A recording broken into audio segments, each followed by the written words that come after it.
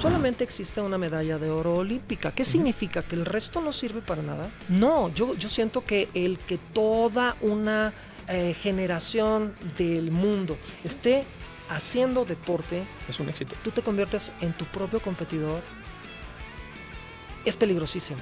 Claro. Es peligrosísimo porque verdaderamente vas a poder desarrollar tus capacidades. No solo hablo de la parte de un atleta, estoy hablando de una persona. No importa a qué grado se logre desarrollar la capacidad atlética de la persona. Okay. El chiste es que se despierte el interés, que se despierte las ganas.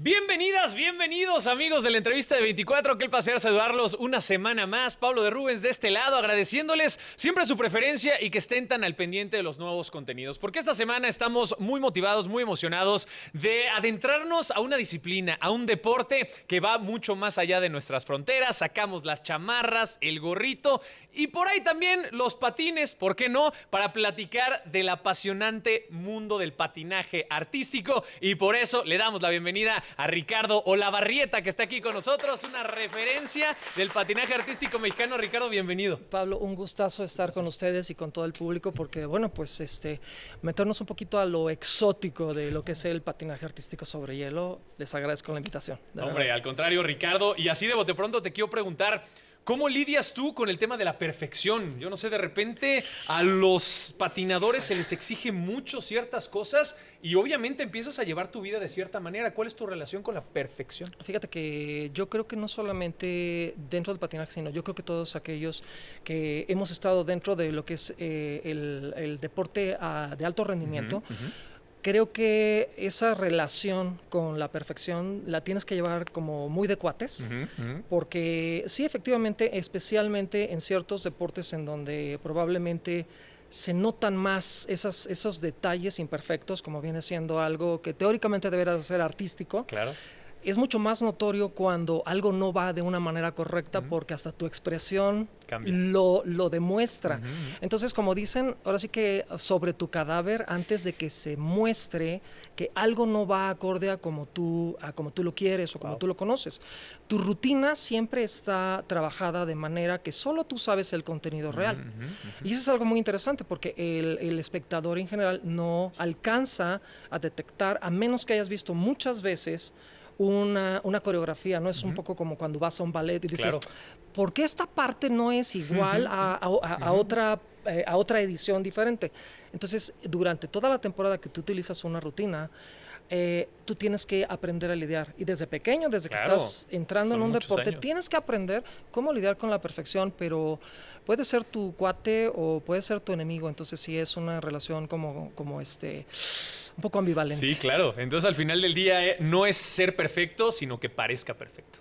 Tienes que hacerlo, ¿no? Y más cuando es un deporte que entra por los ojos. Claro, claro. Sí. ¿Qué tema, de verdad, Ricardo? Muchísimas gracias, de verdad, por tu tiempo. Y queremos arrancar con una serie de preguntas rápidas, si te parece. A ver qué nos sueltas en este momento para arrancar. ¿Qué te da escalofríos? El hielo. ¿El patinaje es? Increíble. ¿Para aprender a patinar se necesita? Agallas. ¿Patines o micrófono? Patines. ¿El patinaje en hielo en Latinoamérica se ve? Muy prometedor. ¿Ídolo deportivo? Toller Cranston. Me encanta.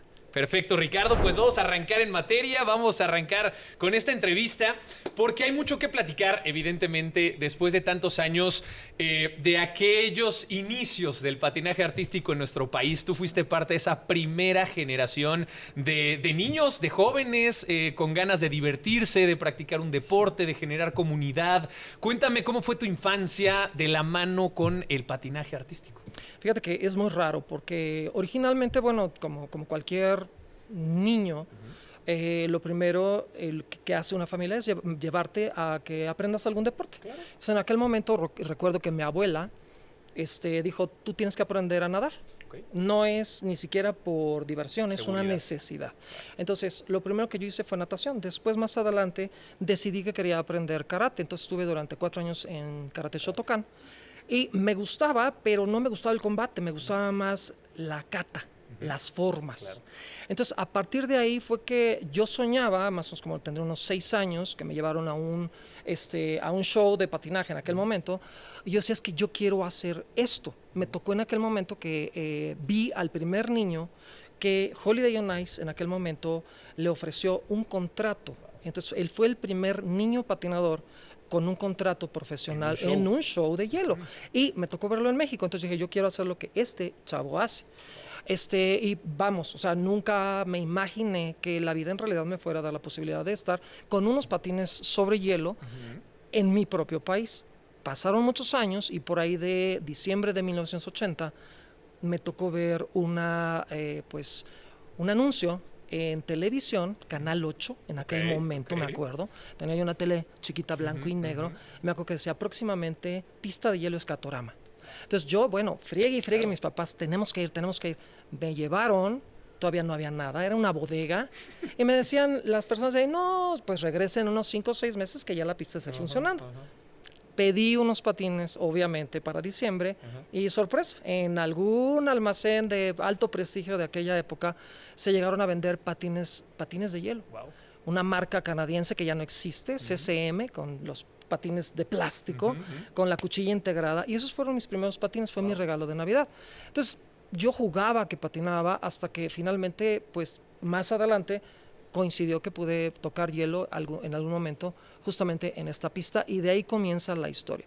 Y yo, como siempre les he comentado, no es algo que uno hiciera por pensar que ibas a llegar a unos Juegos Olímpicos o pensar que ibas a ser alguien dentro del deporte, lo hacías porque te encantaba hacerlo, lo hacías porque era una familia, y eso es algo creo que es muy importante, que uno forma una familia en el lugar donde vas desarrollando tu deporte. Y una cosa te va llevando a la otra, y tu propio entusiasmo y tu propio nivel de patinaje te va abriendo ciertas puertas. Entonces, en aquel momento me acuerdo que viajábamos de repente para comprar patines o etcétera, pues lo que nos quedaba más cerca, cruzar la frontera. Mi papá se aventaba así jornadas desde las 4 de la mañana y hasta cruzar frontera para poder ir a una u otra pista a comprar equipo deportivo. Y ahí fue donde surge la idea de, bueno, tratar de presentar exámenes para medirnos, para ver qué se podía hacer. Entonces, ahí fue cuando conocimos a una persona que dijo, ¿no han pensado en ver cómo funcionaría una federación dentro de México? Y pues a partir de ahí, en 1985, empieza todo el movimiento que crea la federación y pues venos ahora, ¿no? ¿Hasta dónde vamos? Increíble, de verdad, sí. el crecimiento, Ricardo, de tantos momentos, de tantas anécdotas que, como bien dices, se fue dando paulatino. ¿Qué te enganchó en ese momento que viste a ese pequeño patinador profesional en ese show? La libertad, la música, el desarrollo del deporte. ¿Qué fue lo que te enganchó, que te enamoró tanto ese deporte? Hay algo muy extraño, y es que cuando tú ves a un chamaco que generalmente tú estás viendo un show y ves que son adultos los que están haciendo el deporte, y te lo están mostrando de una manera muy bonita, pero más enfocado como hacia el público adulto. Entonces, en el momento que tú ves que hay un niño que está haciendo un deporte que tú no conoces, que jamás en la vida has experimentado, algo nace, algo te dan ganas de intentar hacer lo que el modelo que estás viendo es un niño. Claro. Tú quieres hacer algo igual que lo que estás viendo. Entonces yo creo que el que tú tengas esa posibilidad de que en la actualidad que siguen viniendo shows sobre hielo y que te muestran personajes y te muestran niños haciendo este deporte, genera que los chamacos tengan ganas de hacer exactamente lo mismo que estás viendo. Entonces, hay algo que tú comentaste, no era la música en ese momento, no era ni siquiera, algo que yo estuviera consciente, pero este deporte crea algo muy extraño, crea una atmósfera.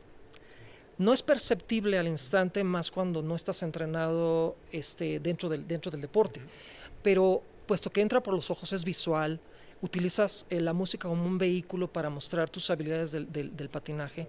Si yo me regreso a esa época y recuerdo lo que hacía este chamaco que se llamaba Bobby Pendleton, él creaba una atmósfera. Entonces, ese crear una atmósfera que era emocionante, que saltaba, que giraba a velocidad, eso era lo que yo quería hacer. O sea, en el momento que yo vi que era posible que un niño lo hiciera, yo me vi capaz. Claro. Entonces, a partir de ahí fue cuando, ahora sí que fue la necedad, ¿no? El aferrarte a un sueño. Y los referentes son muy importantes, porque posteriormente tú te convertiste en ese referente también para muchas nuevas generaciones.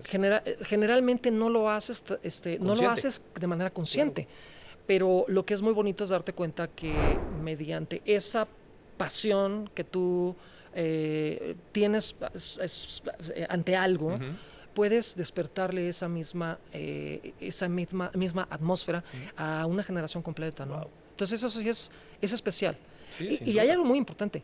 No importa, y creo que esto es algo verdaderamente trascendental, no importa a qué grado se logre desarrollar la capacidad atlética de la persona. Okay. El chiste es que se despierte el interés, que se despierte las ganas de practicar algo, porque finalmente el que tú desarrolles las ganas de hacer un deporte te va a generar muchas cosas buenas en la vida, seas el campeón o no seas el campeón. Claro. Y eso es importante, yo creo. Sí.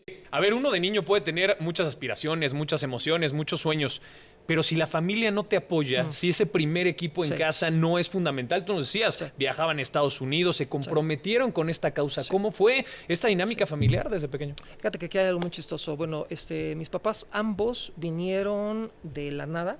Las familias emigraron, de hecho, de provincia. Se conocieron acá en Ciudad de México y ellos siempre tuvieron la idea de, siempre les gustó viajar.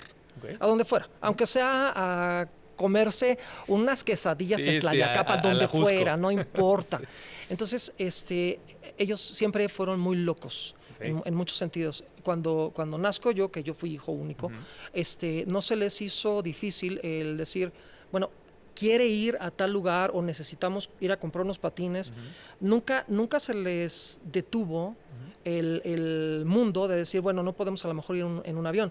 No, agarramos el coche, nos vamos, y esa parte de vivir como la aventura conmigo, siempre es necesario. Yo creo que siempre la familia debe de correr esa aventura con el hijo o con los hijos. Pero algo más importante es que a mí me enseñaron el valor del dinero y el valor de lo que te están dando. Tú tienes que ser capaz de estirarlo a que te dé lo más que se puede. Y yo creo que también esa es una de las cosas que es muy fácil, veo yo, el quejarte de alguna manera, porque a lo mejor no te alcanza. Claro. Tú tienes que hacer que te alcance. A ver, ¿cómo? Y hay algo muy importante. Uno tiene que sacar el máximo provecho de lo que uno tenga, sea poco, sea mucho, porque igual el que tengas mucho no te garantiza. No hay garantías de nada. Aprender a gestionar. Tienes que aprender a sacar el máximo provecho de lo que tengas. Entonces, muchas veces es mejor no tener tanto porque tienes que aprender a administrarlo. Claro. Entonces, el que tengas una familia que te enseñe esos valores y que además de todo gente loca que esté contigo y que te diga, ¿ahora dónde quieres? Vamos. ¿Ahora dónde vamos? Ok, y lo tratas de hacer posible. Te hace que tú te des cuenta que las cosas son posibles y que tú las tienes que hacer que se hagan posibles. Claro, al final del día el adulto, el consciente tiene que abrir una brecha, tiene que abrir ese camino, y creo que fue esa oportunidad que también te surgió acompañada del talento y la pasión que ya tenías por el deporte. Tú hace unos instantes nos platicabas de un episodio, no mencionaste el nombre, pero ya hicimos nuestra labor también de este lado. ¿Qué tan importante fue Randy Winship? Ah, caray. ¿Qué tan importante fue en este proceso, incluso para poder traer el deporte a nuestro país? Fíjate que es muy chistoso. Randy Winship fue una pieza fundamental no solo para México. Randy Winship ahora ya está retirado. Fue un examinador y entrenador que nosotros conocimos. Ahora sí que la vida te va llevando, y yo sí creo mucho en que muchas veces te direccionan hacia las personas correctas. En este caso, cuando llegamos con Randy, que fue quien nos hizo los primeros exámenes masivos y que decidió venir para acá, para México, a hacer exámenes por primera vez de un sistema recreativo, si tú quieres, pero fue el que insertó esa semilla para que nosotros pudiéramos tener una federación. Algo muy interesante es que él nos invitaba a algunos de nosotros a participar en el equipo que él tenía en Estados Unidos. Entonces mezclaba, me hacía el favor de invitarme a mí, invitaba a Sasha Martínez, que es una de nuestras jueces reconocidas, que fue mi primer pareja, de hecho, y también invitaba a una de nuestras primeras jueces, que también está retirada ahora, Lourdes Barrera. Entonces, los tres viajábamos igual en coche, llegábamos a todo esto, y entonces él empezó a abrirse un camino por el hecho de que abrió el camino en México. Claro. Entonces le ofrecieron un contrato en la primera pista que existió en Dubái. Entonces él va a Emiratos Árabes Unidos y ahí enseña patinaje y abre las primeras escuelas de Medio Oriente. Después de ahí salta hacia Filipinas. Después salta hacia Tailandia, Singapur. Un promotor del deporte por todo el mundo. Exactamente. Entonces, todas estas federaciones nuevas y pistas de hielo y academias nuevas fueron justamente porque él se le empezaron a abrir puertas en todas partes del mundo y él dijo, va, me aviento. Sí. Entonces empezó a crecer el deporte de manera que se redireccionó, él regresa a Estados Unidos y ahorita él está retirado, pero él decía, es muy interesante que en el 2018 hay 2 personas que están sentadas, o no sentadas, sino que están presentes en Juegos Olímpicos. Uno de ellos fue el representante de Malasia, porque fue un niño que comenzó en su escuela de patinaje y era la primera representación de Malasia en Juegos Olímpicos de Invierno. Y está Ricardo, calificándolo dentro del panel técnico. Entonces, es como que el círculo, él cierra el círculo diciendo, tengo a 2 personas que surgieron a través de una labor que, si tú quieres, indirectamente, está dando un círculo cerrado en Juegos Olímpicos en el 2018. Son cosas muy raras. Sí, sí, por supuesto. Son cosas muy extrañas y más en un deporte como este. Sí, sí. Sí, no, la verdad es que mis respetos y qué increíble, de verdad, donde uno encuentra las grandes historias, ¿no? Donde uno menos pensaría. Y la verdad es que creo que siempre necesitamos de esa persona que ponga un ejemplo, que inserte una idea, ¿no? Que cambie un poquito la situación. Después de toda esta revolución, Ricardo, a tus 15 años de edad se crea oficialmente la Federación Mexicana de Patinaje Artístico y Deportes de Invierno, que eso también hay que tipificar. Lo importante, hay que decirlo, ¿no? Como debe de ser. ¿Fue un parteaguas? ¿Cambió algo en el tema burocrático, en la administración, el conseguir difundir el deporte? ¿Qué cambió de antes de tus 15 años a después de tus 15 años? Absolutamente todo, porque te voy a decir qué sucede. En el pasado, si recordamos las ediciones en donde hubo representación, que nosotros recordemos, representaciones dentro de Juegos Olímpicos de Invierno, como por ejemplo con Hubertus von Hohenlohe, que claro. Él en 1984, cuando él participa prácticamente solo. Cuando ya existe una federación, de alguna manera hubo una estructura que no solamente apoyara el patinaje sobre hielo.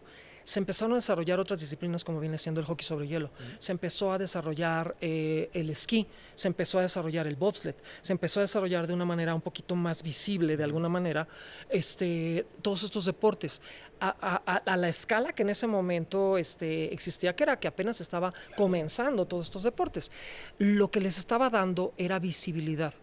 Y vamos, también era lo que hablábamos en cuanto a la parte económica. Yo siento que en una realidad de un país como México, estos deportes existen. No significa que tal vez tenga que utilizarse una gran cantidad del presupuesto federal para poder desarrollar este tipo de deportes a un nivel gigante, pero sí darle la suficiente difusión, porque finalmente son deportes que van a seguir existiendo. Y hay algo mucho más importante que se nos pasa a veces desapercibido. Tiene que diversificarse las capacidades. Cuando tú determinas y detectas que tus habilidades van hacia un deporte invernal, es muy agradable ver que además de que te ven que existes, hay posibilidad que tú puedas representar y que se te abran puertas para que tú puedas estar presente con tus habilidades a donde te lleve tu propia habilidad. Porque yo sí creo mucho en esa parte jerárquica. Lo que tú logres hacer tiene que prevalecer por tus propios medios, ¿no? Por tu propio mérito. Entonces, yo creo que es algo importante. Esa estructura que la federación la da desde 1985, que comienza todo este rollo, yo creo que es cada vez más palpable. Al punto que, bueno, ya sabemos que se separan estas federaciones, ya cada una tiene su propio movimiento, pero finalmente el patinaje artístico tiene, yo creo que una presencia muy especial y de mucho liderazgo en la actualidad, especialmente en América Latina. Sí, totalmente de acuerdo, Ricardo. A ver, tú eres un innovador nato. Eres punta de lanza, has sido iniciador de movimientos, de iniciativas, de distintas cuestiones. ¿cómo es llegar primero? Porque no siempre es tan divertido como suena, ¿eh? O sea, no sé, probablemente uno tiene que hacer muchas cosas. Pablo, es que a veces ni cuenta te das. O sea, es que la mayoría de las veces ni cuenta te das. Eso es, mira, por ejemplo, te voy a decir, cuando empezamos con la locura de hacer patinaje sobre hielo, pues fuimos aprendiendo en el camino. Había cosas que eran como inherentes al deporte que no sabíamos, que teníamos que de repente decir, oye, pues necesitas aprender a verte bien. Oye, pues unas clases de danza no te caerán mal, ¿no? Entonces, Entonces, poco a poco vas entendiendo cómo es tu deporte. Oye, presentarte en el primer evento internacional, yo como les platico, pues yo salté de eventos recreativos, como yo les digo evento de mall, que iba yo al evento en el centro comercial y te ganabas. Ahí tengo un chorro de medallas, que yo les digo son las medallas de chocolate. Eran medallas que de alguna manera te fueron moldeando, te fueron llevando en el deporte y te iban diciendo, no eres tan malo. O sea, no eres tan malo. Obviamente te va dando como cierto parámetro para que te vayas midiendo, pero no te va colocando en la realidad. Ya cuando te toca el ramalazo de verdaderamente entrar en un evento en donde vas con los mejores del mundo, que eso fue lo primero que me tocó, porque mi primer evento fue el Mundial Junior en Australia, en Brisbane. Entonces fue una odisea llegar allá. Pero bueno, el chiste es que en el avión me tocó que varios de los oficiales que iban acompañando a las esposas, que eran las que iban a juecear, los maridos no tenían nada que hacer y eran jueces. Entonces les tocó cerca de mí, entonces les llamaba la atención y decían, México, Ricardo, oye, a ver, pues, entonces platicabas y veían que había como cierta posibilidad, les caías bien y empezaban a enseñarte, empezaban a darte conocimiento. Entonces, el ir acumulando conocimiento de cómo presentarte en un evento, cómo preparar tus rutinas de la mejor manera, cómo mostrarlas frente a un juez de la mejor manera. O sea, todos esos detalles que te van haciendo un verdadero competidor internacional son cosas que creo yo, porque desde un principio me dijeron, todo esto que vas aprendiendo, pásalo a la siguiente generación. No, si tú te lo quedas, se corta. Ahí se muere. Sí. Ahí se queda. Entonces, esa es una de las cosas que yo creo mucho en ello, en que uno tiene que preparar a las generaciones nuevas y a los entrenadores nuevos, porque tienen que conocer esto, porque no todos van a haber vivido, no todos van a haber podido todos pasar, van a ganar medallas, ¿no? Y no todos van a haber podido pasar por ese proceso. Entonces, si tú les enseñas cómo es el proceso, es más fácil que una generación nueva llegue más arriba que tú. Y así de repente se fueron abriendo diferentes brechas. Por ejemplo, empecé también muy antes a que me pedían que yo acompañara como team leader a los equipos nuevos, juniors, a presentarlos, a enseñarles. Ay, que no te dé miedo. De hecho, yo me iba y me paraba en la esquina donde saltaban para que me vieran que yo estaba ahí y que se concentraran en mí en vez de concentrarse en el panel de jueces. El panel de jueces no tiene otra tarea más que evaluar lo que está pasando en el hielo. Entonces, exactamente. Entonces, cuando tú empiezas a enseñarle a la persona que vea el deporte de una manera diferente, cambia totalmente. Entonces, el hacer todo esto como team leader, después cuando me llega la invitación para poder ser especialista técnico, yo dije, cuando me llegó yo no le entendía, yo dije, bueno, ¿qué están? ¿Me vienen a cobrar algo? ¿Algo pasó? ¿Algo rompieron estos? Porque ya acababa de tener el equipo junior. Yo dije, me mandan un mensaje de ISU, y yo dije, ¿qué es? Algo pasó. Entonces, ya cuando empiezo a leer, digo, ¿cómo? Acaba de pasar el escándalo del 2002 de Salt Lake City, y entonces me dicen... Que es un parteaguas en el patinaje artístico. Entonces, cuando se cambia totalmente la forma de evaluar el patinaje, se crea un nuevo sistema en donde necesitan expatinadores para darle credibilidad al sistema, y me invitan para ser de la primera generación. Yo digo, pues bueno, vamos a intentar. Me iba muriendo del miedo, pero vamos a intentar, vamos a ver qué pasa, y la sorpresa es que yo fui el más alto de esa primera generación. Y te voy a decir una cosa, todos los eventos de toda la primera temporada, que fueron más o menos como unos 4 años antes de que fueran los siguientes Juegos Olímpicos, los primeros que se hicieron con el nuevo sistema, en el 2006, yo no pisé México, o sea, me la pasé viajando cursos, alrededor del mundo, ¿no? haciendo, Preparándote. siendo especialista en todos los eventos de la serie senior, Claro. en 4 continentes, en el campeonato europeo, en el campeonato mundial. Entonces, realmente hice todos los eventos durante los primeros 4 años, Claro. porque no había mucho donde escoger.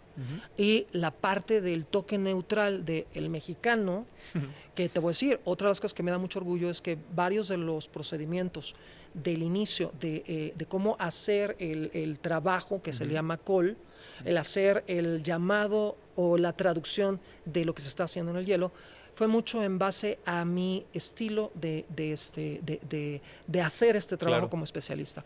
Entonces, muchas veces usaron el ejemplo del cómo hacía yo ciertas cosas. Por poner un ejemplo, del primer año me tocó evaluar a Evgeny Plushenko en varios eventos. Entonces, teníamos que ver porcentajes de las cantidades de cambios que se hacían dentro de una secuencia de pasos. Okay. Entonces, para poder generar o conocer la cantidad el porcentaje de elementos que estaban incluidos dentro de una secuencia, yo tenía que decir que sí servía y que no servía, tenía que hacer el desmenuzado. Entonces, lo que no servía, yo le decía nothing, nothing, nothing, nothing, cambio de 3, nothing, nothing, nothing, bracket, nothing, nothing, nothing, rocker. Entonces, con todo esto, la cantidad de nothings te daba un parámetro de cuánto porcentaje no había nada. Wow.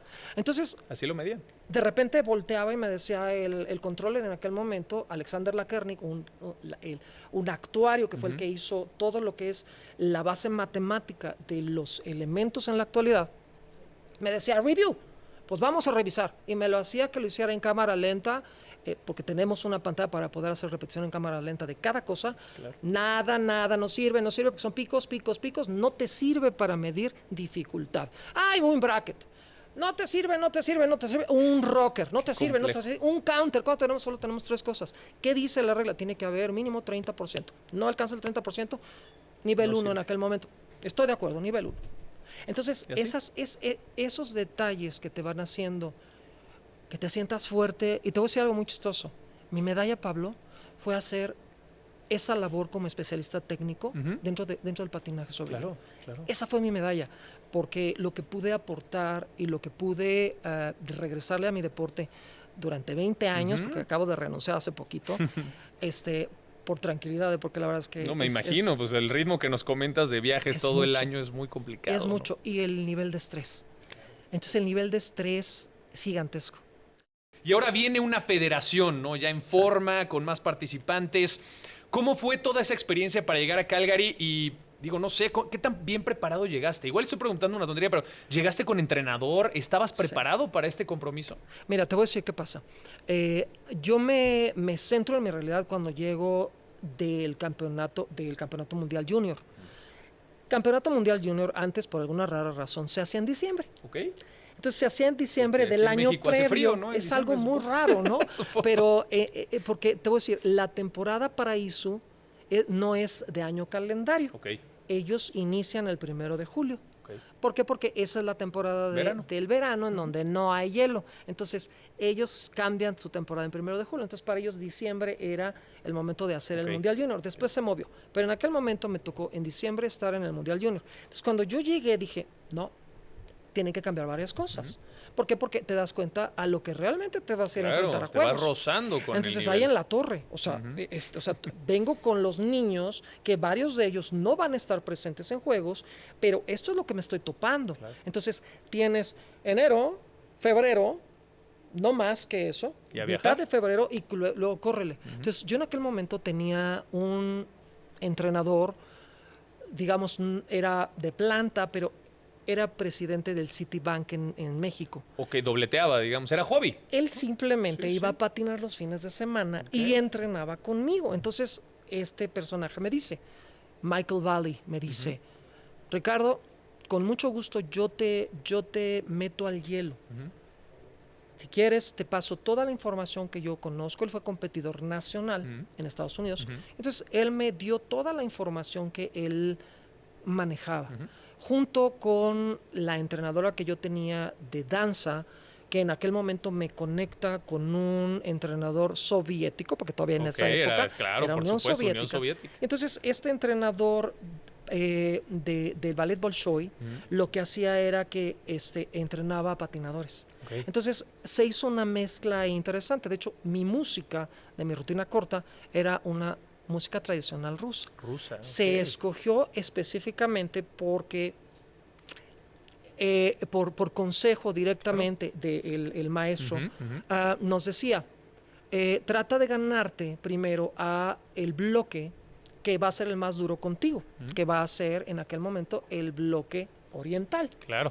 El bloque occidental es más fácil que digan, es mexicano. Está más adecuado a tu cultura. Es más fácil. Entonces, si tú utilizas una música que vaya más acorde, te ves más clásico, tu línea es más clásica, no eres con el estilo tan marcado tipo Hollywood como en Estados Unidos. Entonces, vete más por esa zona. Por ahí es por donde empezamos a hacer la estrategia, junto con este entrenador. Entonces, ¿qué te puedo decir si solamente entrenaba con entrenador?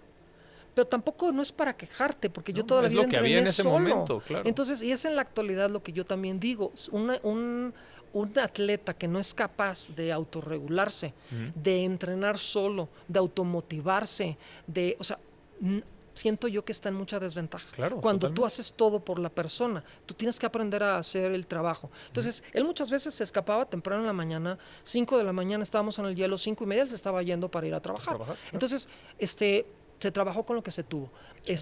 Llegué lo más preparado que se pudo en ese momento, claro. Me estaba muriendo del miedo, claro.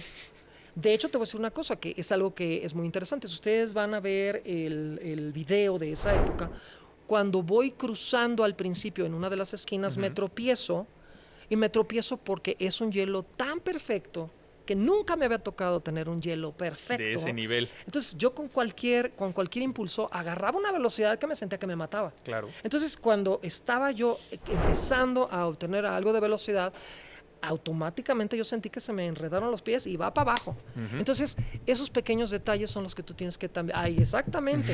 Esta pequeña... Aquí lo tenemos. Esta pequeña foto que estás mostrando fue la segunda persona que me ayudó. Okay. Me ayudó una canadiense, Diane Nagel, que ella fue para los segundos Juegos Olímpicos. Okay. Entonces, siempre se trató de llegar lo mejor preparado, la primera vez porque es la primera vez, pero te voy a decir algo muy interesante, Pablo. Aunque yo haya regresado años después a esa misma arena, nunca hace fue cuenta igual. que nunca en la vida, no, como que nunca hubiera pasado ni siquiera por ahí. Ni siquiera recordaba la entrada. Tuviste un bloqueo. Totalmente. Y mira, te estoy hablando, tenía en ese momento 17 años, cumplía 18. Entonces, en el momento en que hago todo el evento, si tú me preguntas ahorita, me acuerdo perfectamente el momento en que entré al hielo, en el momento en que me detuve, en el momento en que empezó la música. Me acuerdo cada sensación de todo lo que hice en la rutina. No me acuerdo nada antes, no me acuerdo nada después. ¿Has visto el video? Lo he visto. Muchas veces porque yo soy una persona que me gusta autoanalizarme y me gusta también mucho autocriticarme. Siento yo que tiene uno que también ser abierto a la crítica. Claro. Y más a la autocrítica, que probablemente sea la más terrible de todas. Sí. Entonces, esa parte, para que tú puedas desarrollar un deporte como estos, tienes que saber hacerlo, tienes que saber aplicarlo en tu persona. Totalmente de acuerdo. Entonces, y vienes además con las ganas de demostrar, de salir adelante, pero de repente en la ejecución las cosas tal vez no salieron como lo tenías presupuestado. Entonces, un trabajo, pues no solamente de meses, de muchos años, porque desde el inicio obviamente vas cargando este objetivo, ¿no? Que probablemente algún día se materialice y al final del día lo hace en un día tan especial en donde el resultado no fue el mejor, pero ¿cómo enfocarse en lo positivo, en lo que sí te sumó y no necesariamente en el resultado, que probablemente no era el objetivo en esa edición? Ni siquiera se pensaba participar. Fue algo que continuó, fue un continuum después de la participación en el Mundial Junior.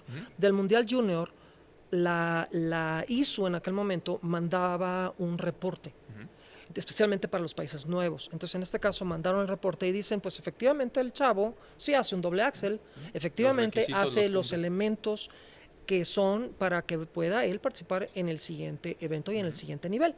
Entonces, pues todos mandan preguntas, bueno, pues ¿qué sigue? Pues Juegos Olímpicos. Entonces, cuando te agarran y te dicen en diciembre, cuando regresas, oye, pues tienes mes y medio, Para tu siguiente evento, pues ok, ¿a qué me tengo que enfrentar? Claro. Vas a Juegos Olímpicos. Ok. Entonces, esta parte que te caiga el 20 en donde el proceso ya está, puesto que no era en aquel momento el ir a juntar puntos como en la actualidad, o el que te tengas que clasificar contra una serie de competidores a nivel mundial. El proceso era diferente. Claro. Entonces, cuando te anuncian, oye, te sientes muy halagado, número uno, porque significa que hay algo bueno en lo que estás haciendo. Obvio. Y hay algo muy importante, y esto es algo que ha sido una constante cada vez que yo me he parado en el hielo cuando fui competidor. Y es que la gente de cierto nivel, me refiero a oficiales dentro de la ISU, siempre se acercaron a decirme lo mismo. Y te voy a decir, con esto vas a entender perfectamente. Número uno, me aclararon en mi cabezota que mi objetivo principal era abrir un camino, abrir una brecha. Claro. Entonces, cuando te cae el 20, que no vienes a espantar a nadie. O sea, el objetivo es que tú no te espantes y el objetivo es que sepas que no le tienes que demostrar nada a nadie. El momento en que tú entiendes que a la persona que le tienes que demostrar es de forma interna, las cosas cambian. Y lo mismo sucedió cuando me convertí en especialista técnico, cuando se entregan los resultados y que entro a que me den mi resultado. Lo primero que me dice en aquel momento el vicepresidente de la ISU, Ricardo, es que tú no tienes que demostrarle nada a nadie, tú ya demostraste, has demostrado durante toda tu carrera de deportista que eres una persona seria. Esa parte de la seriedad que tú le das a las cosas, a tu trabajo, a tu carrera deportiva, a absolutamente todo lo que haces, creo que es algo que se va reflejando. Y la gente lo va interpretando y te lo va diciendo. Ahora es tu trabajo que tú lo entiendas y que tú lo creas y que te lleve a más. Entonces, yo creo que esa parte es invaluable porque siento que a lo mejor muchos atletas no están conscientes de ello. Claro. Entonces, en el momento en que tú te conviertes en tu propio competidor, es peligrosísimo. Claro. Es peligrosísimo porque verdaderamente vas a poder desarrollar tus capacidades. No solo hablo de la parte de un atleta, estoy hablando de una persona. La persona en el momento en que cae en cuenta que la única persona que tiene que complacer y la única persona con la que tiene que competir es uno mismo, híjole, esto es un concepto peligroso para la vida. Claro. Entonces, totalmente. Creo que es importante. No, y me encanta, porque eso solamente te puede traer autoconocimiento, te puede traer crecimiento personal, pero además me encanta porque ese cambio de chip fructifica mucho más la experiencia, no se vuelve resultadista, habla del intangible, ¿no? De lo que puedes generar. Y como lo platicamos hace rato, no todo el mundo está destinado a ganar medallas, y eso no es necesariamente malo. También hay que entender por qué estamos ahí parados y cuál es el objetivo principal, ¿no? Y cuando te cae ese 20, como bien lo dices, ¿se te quita un peso encima? ¿Te sientes mucho mejor? Se te quitan muchos pesos de encima si es que, y regreso a la primera pregunta que tú me hiciste, ¿qué relación tienes con la parte de ser un perfeccionista? Claro. Entonces, cuando tú caes en cuenta que tú eres la persona, es la única persona a la que tienes que complacer y tu peor crítico, ahí es donde tienes que encontrar ese balance de, ok, esto es lo que tengo, esto es lo que logré. ¿Con qué me quedo? Tienes que cribarlo y sacar esas partes que te sirven para crecer. No significa que no veas lo malo. Claro. Y esa es la parte importante. Tú tienes que ver lo malo para que también veas qué es lo bueno. Por supuesto. Entonces, yo creo que el voltear y de repente decir, bueno, ¿por qué entre tantos millones de mexicanos le toca a una persona abrir un camino o continuar un camino, en el caso de la actualidad, de todos aquellos que sueñan con hacer un deporte? No solo hablo del patinaje sobre hielo, pero que sueñas con hacer un deporte y que sueñas llevarlo a tu máxima capacidad. Es importante este concepto, porque solamente existe una medalla de oro olímpica. ¿Qué significa? ¿Que el resto no sirve para nada? Por supuesto que no. Que el resto de la gente que te está empujando a que haya esa persona que es a la que se le celebra que es el más rápido, el más fuerte, o sea, el de mejores capacidades. No, yo siento que el que toda una generación del mundo esté haciendo deporte es un éxito. te va a hacer justamente que logres que una persona sea el máximo exponente, la máxima estrella. Pero eso no significa que el resto no sirva para nada. Claro. ¿Por qué? Porque un país, vamos a poner México, que tiene tantos deportes, incluso unos que ni siquiera conocemos, Sí, de acuerdo. están ahí. Y están generando un montón de cosas invisibles.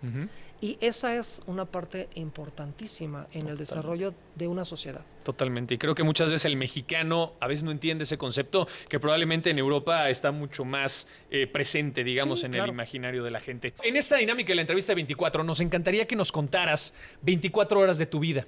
Y hemos elegido las 24 horas previas a presentarte en tus segundos Juegos Olímpicos de Albertville, ¿no? Unos Juegos Olímpicos que también tuvieron sus asegúnes, que tuvieron retos importantes. Pero nos encantaría que nos contaras esas 24 horas previas a presentarte nuevamente en esa competencia. Qué barbaridad. Fue una noche fatal. Ok. ¿Por qué? Porque obviamente tienes una cantidad de emociones que están dándote vuelta, no solamente en la cabeza, en el cuerpo, en todos lados. Entonces, cuando tú ya tienes establecida una rutina de piso en especial, yo fui una persona que siempre, y en la actualidad les inculco mucho a mis atletas, el que sepan hacer todo lo que haces en el hielo en el piso. En aquel momento no se utilizaba mucho, pero esto es la boga hacia actual. Es lo que se usa. Mero que se tiene que hacer. Entonces, el que yo era capaz de, ok, para poderme tranquilizar, ¿qué hago? Me levanto y hago una rutina. Entonces ponía, en aquel momento tenía mi cassette, ponía mi Walkman, y ahí me ponía yo a hacer mi rutina, era lo que me tranquilizaba, porque estás en control. Entonces, no sé si eran las 2, 3 de la mañana y yo seguía haciendo mi rutina ahí en el piso, en donde se podía. Un frío de la fregada, porque tú ya sabes que no está uno acostumbrado. ¡Odio el frío! No. La gente me decía... Ironías de la vida. ¿Por qué escogiste patinar sobre hielo si no te gusta el frío? No me gusta el frío. Claro. Me choca, o sea, me gusta estar... No, ahorita vengo casi de Acapulquito. Muy a gusto. Te lo juro, porque me gusta el clima caliente. Sí. Pero, bueno, esa parte exótica, ¿qué te digo? Entonces...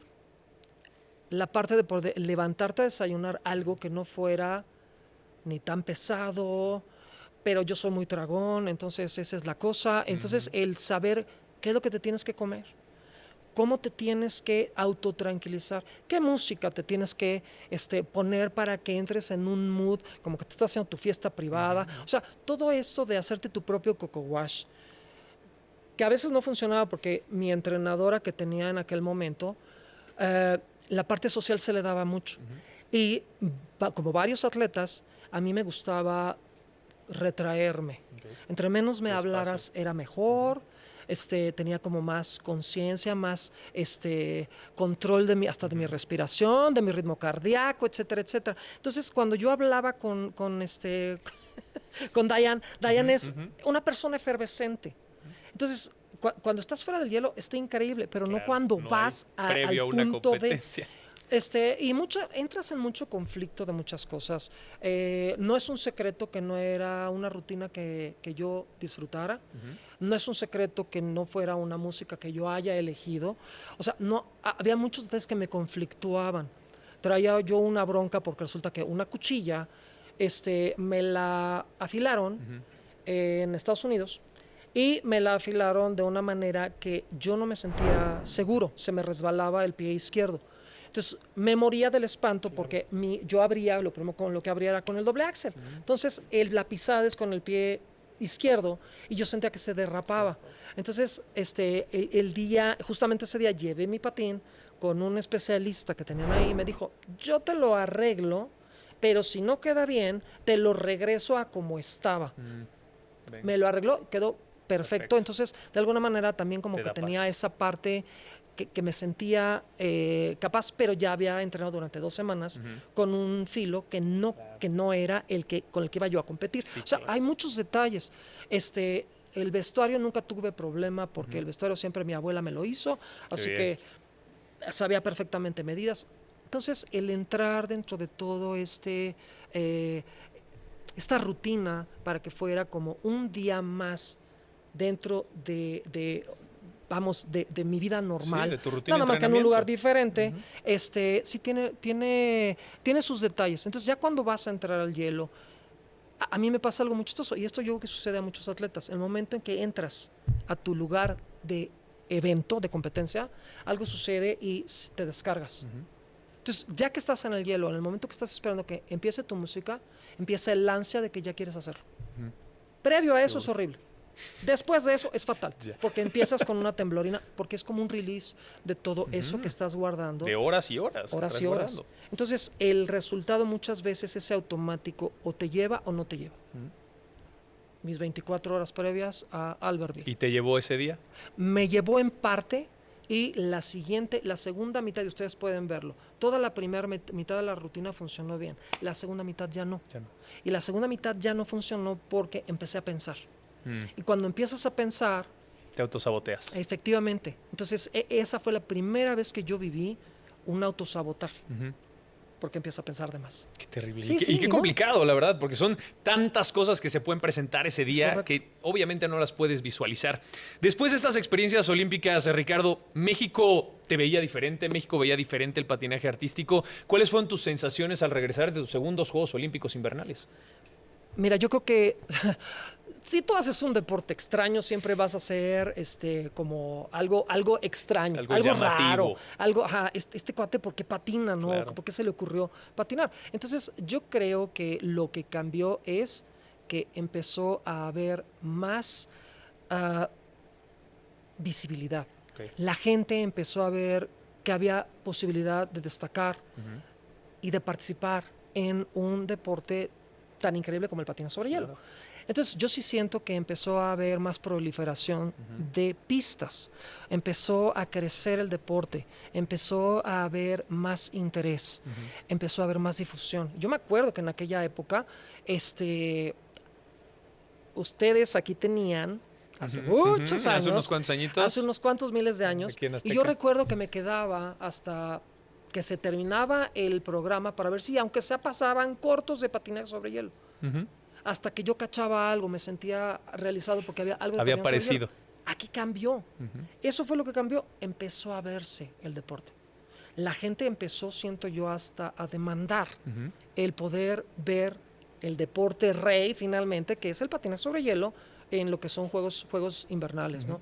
Pero ¿qué sucede en el medio cada 4 años que pareciera que no hay nada? Es que sí hay. Claro. Entonces empezó a visualizarse lo que son los eventos de Europa, los eventos en Estados Unidos, los eventos de Canadá. Entonces, esa parte que empezó a despertar ese interés, eso yo creo que fue lo que cambió más a partir de la segunda participación. Y eso, bueno, ahora nos trae a la realidad del día de hoy, que justamente quiero preguntarte, Ricardo, del fenómeno Donovan Carrillo, ¿dónde está México parado el día de hoy? ¿Qué tan importante ha sido para la historia de nuestro deporte?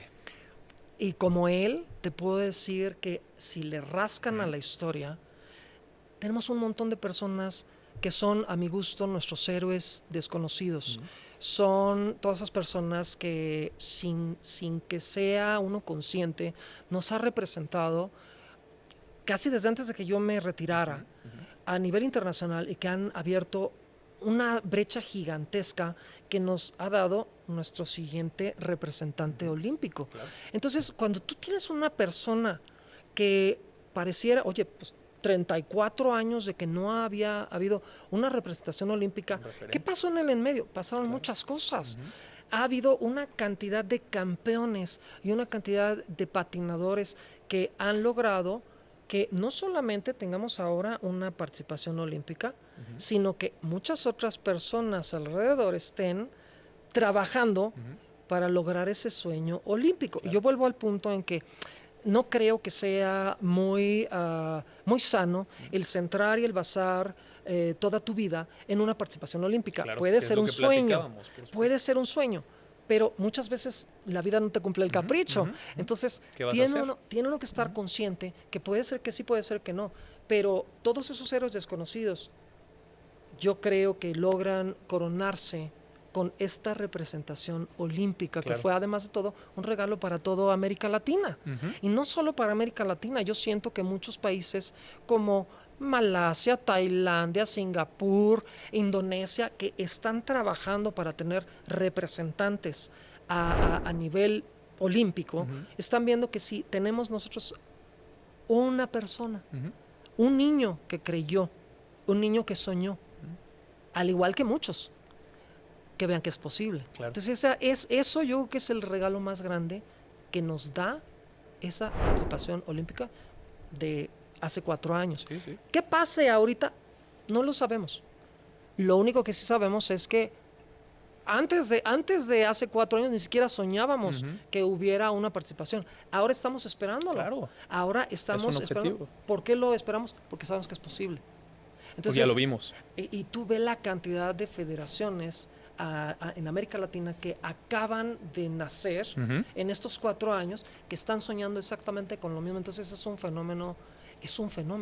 Qué increíble. Y tú lo viviste, tú lo protagonizaste y tú eres parte también de la situación y de la realidad y el esquema con el cual hoy vemos y disfrutamos el deporte, porque tú has estado en distintas aristas dentro del patinaje artístico, ¿no? Sí. Obviamente, como participante, has estado en la parte del especialista técnico, ¿no? Has sido comentarista también en transmisiones en vivo, has sido coach, has sido juez, ¿no? Muchas veces.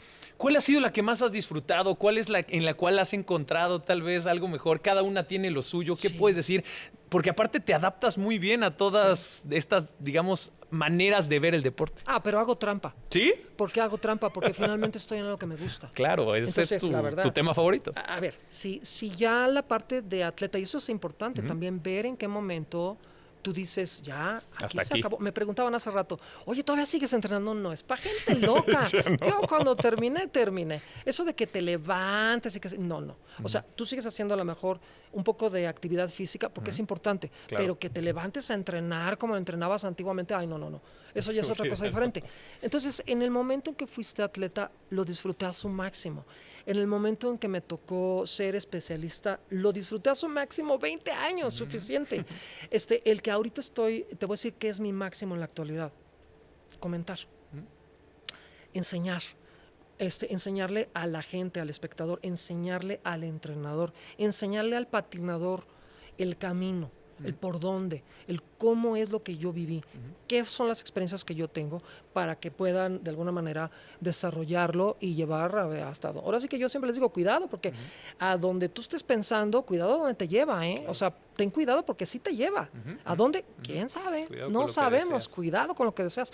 Entonces, yo creo que disfruto cada cosa, pero te digo, hace uno trampa en el momento que estás en algo que te gusta. Claro. O sea, si fuera algo que no te gustara, ni siquiera estaríamos platicando de eso. No, seguro. Y no te hubieras durado tantos años en esa situación. Definitivamente, ¿no? Pero este deporte tiene características muy especiales. Y esa parte de crear atmósferas, vuelvo al punto, no lo hacen todos los deportes. Sucede a lo mejor cuando va corriendo esa persona en los 100 metros planos, cuando está en el punto en donde ya va llegando. Hay una magia que se transmite hacia la pantalla, que te hace que tú lo vivas con la persona. Claro. Aquí es desde que la persona inicia, desde la primera nota musical, desde que mueve un dedo, desde que mueve una pestaña, empiezas a crear algo. Entonces, a lo mejor te vas de cabeza, pero la gente no lo sabe. A lo mejor fue una rutina de muy bajo contenido técnico, pero lograste crear una atmósfera que la gente va a disfrutar toda la vida. Y te voy a poner un ejemplo bien fácil. Billy Dean con El Bolero en 1984. ¿Cuántos años han pasado? Y ese sigue siendo una rutina icónica. Es una rutina que te muestra las partes nobles, las partes bondadosas de nuestro deporte. Claro. Y tú sabes que el inicio fue coreografiado en un estacionamiento y lo coreografiaron porque resulta que se dieron cuenta que no cortaron la música al tamaño que en aquel momento era obligatorio. Entonces, la regla era que hasta que los dos se movían era que empezaba el cronómetro. Entonces, tuvieron que perder casi 15 segundos haciendo nada teóricamente, sí, claro. Pero haciendo un montón de movimientos, que fue lo que hizo la magia del bolero. Claro. Una cosa que era un error, fue el tratar de tapar un error, nadie lo hubiera podido creer. así sucede con este deporte. Y como lo dijimos al inicio, no es no equivocarse, sino que no se den cuenta que te estás equivocando. Ricardo Lavarrieta, muchísimas gracias de verdad. No sabes que nos hayas abierto tu vida, tu pasión. Un gusto. Nos encantaría quedarnos más tiempo. Hay 300 temas más que platicar. Claro. Pero de verdad, muchísimas gracias. No sabes lo que significa para nosotros. Y antes de terminar, queremos regalarte los últimos 24 segundos de la entrevista de 24 para que le hables a las nuevas generaciones, para que le digas algo a estos jóvenes, a estos pequeños, o incluso a aquellos adultos que quieren empezar a practicar este deporte. Si puedes hacerlo a la cámara. Claro que sí. Adelante, por favor. Lo número uno es, y esto es algo que debí de haber mencionado desde un principio, yo tuve cáncer en el 2011. Tengo ahorita, ya voy a cumplir 15 años casi, de que gracias a esas características que mi deporte me dejó, es que se los estoy contando, se los estoy platicando y estoy sano. Pero la parte más importante de todo es, como les dije, el deporte, el que ustedes desarrollen un deporte, el que sea, que los hagan tener un estilo de vida saludable, los va a llevar a que sean mejores personas y los va a llevar a que sean fantásticos en todas las facetas de su vida y a superar cosas difíciles. Y el objetivo de la vida es aprender a superar lo que sea. Así que nunca se den por vencidos. Ricardo, muchísimas gracias. Gracias por la motivación, gracias por la historia y gracias por tu tiempo. No, hombre, Pablo, un gustazo, no, hombre. Igualmente, nos vemos próximamente. Gracias de verdad. Ustedes, gracias. Y ahí lo tienen, esta fue la entrevista de esta semana. Gracias por acompañarnos en un camino sinuoso, pero sin lugar a dudas exitoso y emocionante. Nos vemos la próxima semana. Yo soy Pablo Rubens. Que tengan muy buen día, tarde, noche. Un fuerte abrazo.